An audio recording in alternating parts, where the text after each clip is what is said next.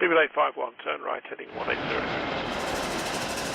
Order 14 Papa, turn right 245, report localizer established 27. The battle for aircraft deliveries, as we know, has always been heated. It's a topic I covered just over this recent weekend. Both Airbus and Boeing have an enormous backlog of deliveries, with the pair seeing a backlog of over 9 years. However, something that I don't often take a look at is the order battle, which, considering we've just had the 2019 Paris Air Show come and go, is an important topic.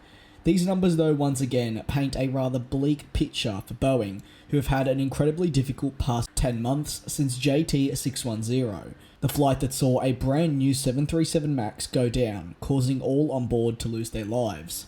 In an order sense, questions arose over whether Boeing aircraft was safe, and from JT610 we witnessed a long drought of orders for the MAX and overall Boeing aircraft, with airlines no doubt concerned over the backlash for announcing an order with the manufacturer. This, one could say, has improved over the week of the Paris Air Show, with Boeing securing a number of new orders and of course that major commitment from the International Airlines Group for the MAX. Despite all this, Boeing has actually seen new orders drop over 60% in comparison to the previous period in 2018.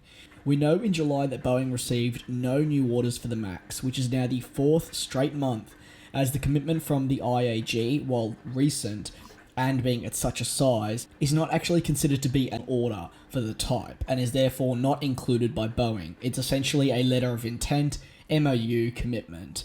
The aircraft manufacturer also delivered some 19 planes. This is in comparison to the 69 from Airbus.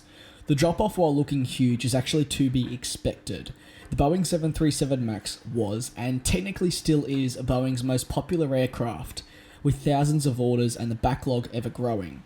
Had Boeing actually not been hit with these fatal 737 MAX incidents, you could definitely say that the numbers would be closer.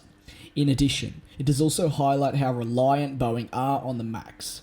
Now, it'd be wrong of me to solely say that this drop in orders wouldn't also happen to Airbus if, say, the situation occurred with them over Boeing.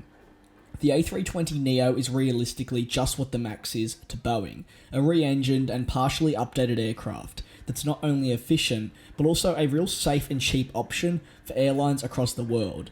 It's a type unlike the A350, while the pair aren't comparable in their overall purpose. What we can compare is just how the two are looked at by carriers. The 737 MAX, A320neo, and really the single-aisle jets are widely accessible to carriers around the globe, as they're not expensive and also don't pose that risk of airlines not being able to fill up the type.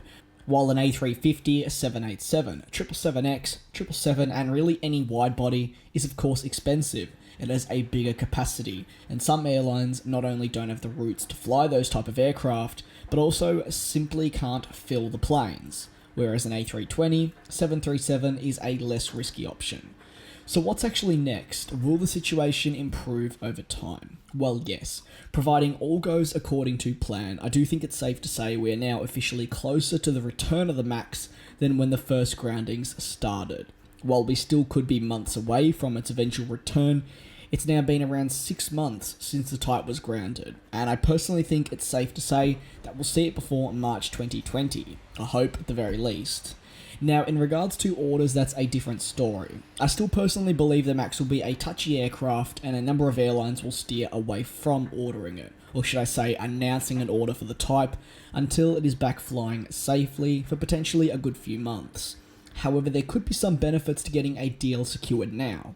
With the MAX and the program and Boeing in the state that it's in now, no doubt Boeing is actually likely offering discounts to customers, as they realise just how detrimental it is to the overall brand of an airline and or group to announce that order right now. Or is it? That or is it may come as a shock to you, but I believe it's truly very valid, because the IAG commitment was talked about widely and criticised for, well, 24 hours before the vast majority of the public, who, might I add, vowed to never fly a MAX again, completely forgot about it. It simply says a lot overall. What are your thoughts though? Let me know down in the comment section below. And as always, thank you very much for tuning into another one of my videos. I do very much look forward to you all joining me in the next one.